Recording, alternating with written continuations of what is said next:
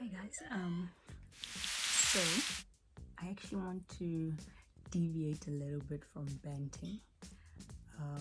I just want to share just how much energy, like I've just suddenly got this burst of energy and I've been able to do so much. So I just want to quickly share with you just a number of things that I've been up to since I started my Banting journey and since the lockdown and since.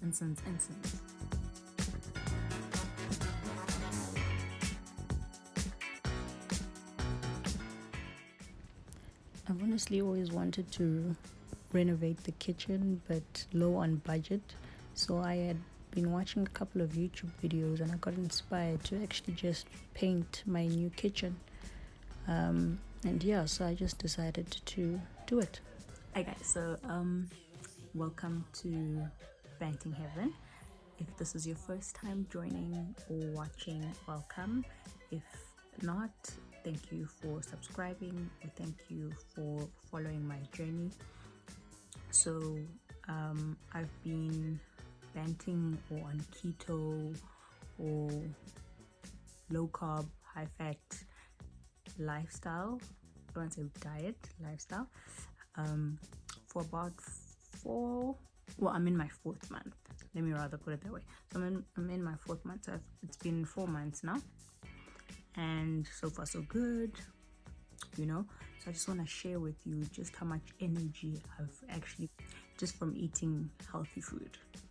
No teas, no pills, no starving myself and blah blah blah. So it's just been eating good ass food, So just check out just how much energy I've got. And so I'm going to deviate away from all the cooking and stuff and just share with you just how much I've been up to with banting. I'm actually going to create a banting for this because I'm a lazy ass person. I don't really like doing much, but when I do a lot. So just check this out. You can see I didn't really come here to play. I got the power tools out and I started sanding the whole kitchen, and I painted the frames. I removed the doors, and I was looking for a brighter look, so I painted the kitchen white. The cabinets rather. I painted the kitchen cabinets white. All by myself. Alright. Banting. Woohoo. 100% to you.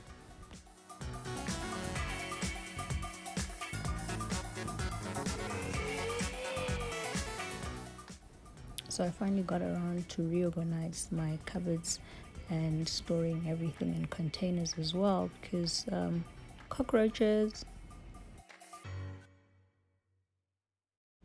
So the following day I cleaned up the handles of the doors, I sanded the doors, and I started painting the doors. This took me like the whole entire day, but we finally got through, and at the end I actually got some help to screw the doors back on. I probably would have taken over 3 days to actually get this job done if I didn't get the extra help, but so I got a hand and managed to finish within 2 days of starting the project. So I just spray painted the handles black and I painted the doors white, so the handles and the hinges were in black just to give it that pop, and the doors I painted them white. Did like 2 coats of paint. I used a paint from Take A Lot, which I got for like $200 for 500 mils, called Pop of Color. I think it actually worked well for this project, but I did eventually have to put a second coat or a protective coat because the paint was coming off. It was a chalk paint, so it was coming off, so I had to put the top coat on it by Fired Earth, which I got at Builder's Warehouse. So it's been about a month or so and my kitchen is actually still looking great. I'm loving it. I think it was work well done. As you can see, I worked well into the night in the dark, so we finally got the cupboard doors back on, and it was just the final finishing touches to put everything back into the cupboards and clean up and tidy up and yeah, and put the handles back onto the doors. So the next thing I wanted to do was put up shelves in the kitchen. So I bought some timber at Timber City, and the nice thing there is that you just give them the measurements and they cut the wood for you to spec. So I didn't really go and spend much. I think the 2 planks of wood cost me like 100 and something rand in comparison to actually buying pre-made shelves and everything. So it was way cheaper for me to do that. So I just did some final finishing touches, and I spray painted the bottom of the cupboards and then prepped the wall to put up the shelves. So I drilled some holes. I'm not too bad with the power tool, so I drilled some holes and put up the shelves. Had my cousin helping me do that, and then I put up some shelves as well by the sink to put some pot plants just to decor the place. And then I also put some contact paper inside the cupboards. And then I put back all my pots and just cleaned up and tidied up everything, and yeah, we are done. Okay, so this is basically the finished product. It's a couple of days after finishing the kitchen, so it might be a little bit messy, but I'm just trying to keep it as tidy as possible. Having 2 kids and no time to clean up a kitchen is a struggle, but anywho, so this is the final product. I feel so much at home now that it's got my own touch. This is the other part of the kitchen. I didn't really do much this side, so I just added those little corner. I ordered these from Takealot. I expected them to be a little bit bigger, but online stuff. So so this is my kitchen all done. Doesn't look so bad. I'm actually quite happy.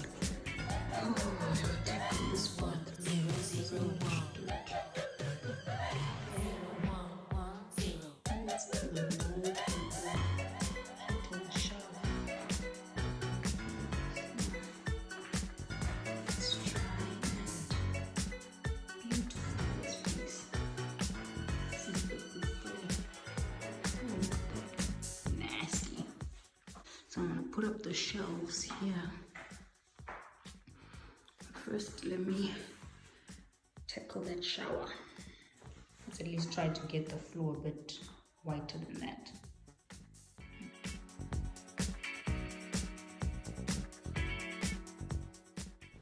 I'm not sure which detergent best removes these molding spots, but I just made a mixture of Domestos and a little bit of water, and I scraped them off or wiped them off with a rag and kind of scraped them off with a sponge to get them off. So here I'm putting up the shelves. This is directly in front of the potty, the toilet. So it looked a bit blank for me, so I just wanted to put up some shelves, so at least when you're sitting there you have something to stare at, I guess. I'm not sure if I'm the only one that does not like when the grit or these lines in between tiles are black like this, because you can see on the wall they're quite white, and then on the floor they were black. So I don't know which kind of soap we have here in South Africa that can actually help remove that, but I tried. So here's my bathroom all done.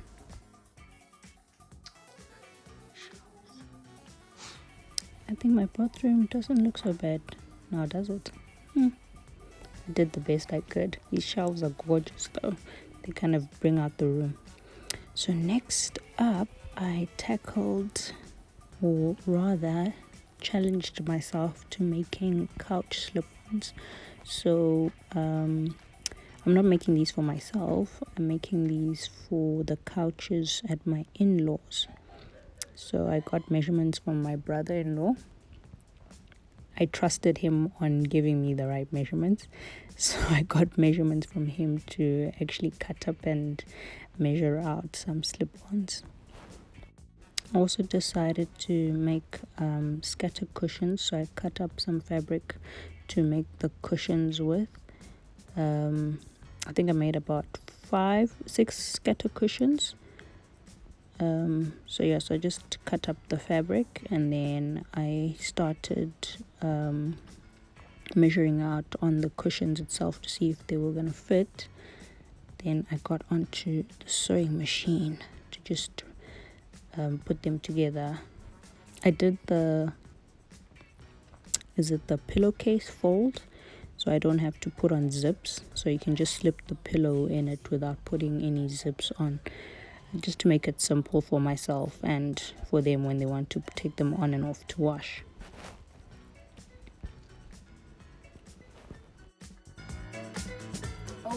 Okay, I think I can now confidently say Cora Craft can keep their scatter cushions, because DIY mama just done did it herself. Okay, I just done did it herself. Why buy if you can DIY? What do you think, Majesty?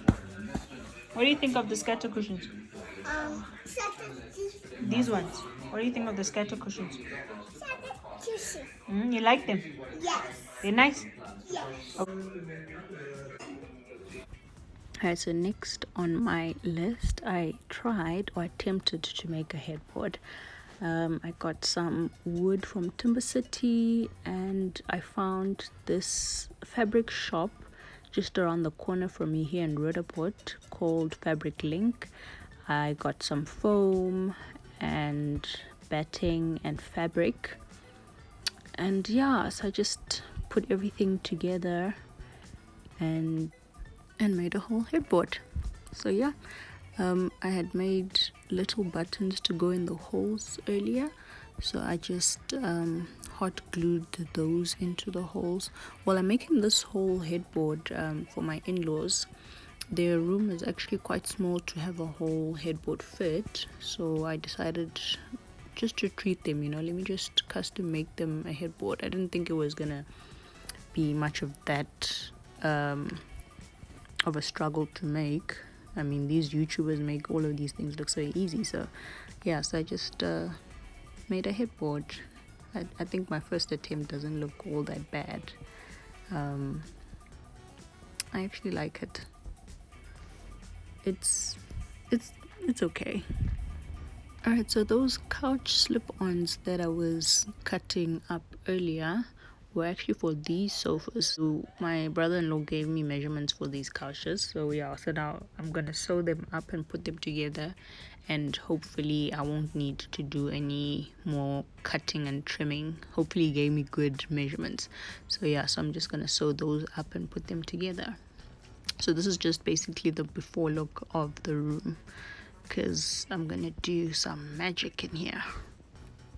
So the sewing took me longer than expected, but next on the agenda I wanted to cover up this cabinet. I felt like it was dimming the room a bit, so I wanted to brighten it up with some lighter shade contact paper. So this was a big task. Next we put up some curtains for this window, because I think the blinds were a bit outdated. Just to add, the curtains I made on the day that I arrived, because why buy when you can DIY? So we weren't planning on buying a lot of things. So the coffee table we were going to reuse, so I just sanded it and painted it to give it a wooden look. So for deco, I bought a lot of artificial flowers from Pep, because I didn't want to get any real ones in case they don't water them and they die, blah blah blah. And this cabinet thingy is still not done. Alright, so this is how the coffee table turned out with the wooden look. And I guess if you want to see the whole project, keep watching for part 2. Please like, subscribe, and tell your friends. Cheers, bye.